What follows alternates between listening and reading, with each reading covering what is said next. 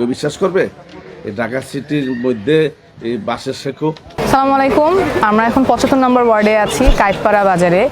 City কর্পোরেশনের ভেতরেই এই এলাকা, কিন্তু নিজের চোখে দেখার আগ পর্যন্ত বিশ্বাস করা সম্ভব না যে এটাও সিটি কর্পোরেশনের মধ্যে একটা এলাকা। নিজেরা টাকা দিয়ে ওনারা কিছু রাস্তাঘাট তৈরি, এই যে এই রাস্তাটা আমরা নিজেরা করছি। 2 লক্ষ টাকা উঠায়া এই এলাকার লোকদের কাছ থেকে এই ব্রিজ করছে।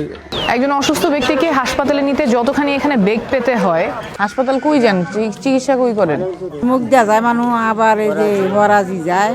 গ্যাসের সংকট, পানির সংকট, আর কিছু লাগবে না, গ্যাস টাইনা দিবেন। রাস্তাঘাটের সমস্যা কিন্তু আসলে শুধু রাস্তাঘাটের সমস্যা না, যাতায়াত, কর্মসংস্থান, জীবিকা, শিক্ষা, স্বাস্থ্য সব কিছুতেই এটা প্রভাব ফেলে। কিন্তু বছরের পর বছর এই জায়গায় অবহেলা এবং বঞ্চনাই রয়ে গেছে। ট্যাক্সের পয়সা নেওয়ার সময় কিন্তু 1 পয়সা এখানে কম দেওয়ার সুযোগ নাই, কিন্তু সেবাগুলোর ক্ষেত্রে শুধু অবহেলা। সেই জায়গায় যাতে ন্যায্যতা এনশিওর হয়, ন্যায্যতা নিশ্চিত হয়, যার যেটা প্রাপ্য সেটা যাতে আমরা দিতে পারি।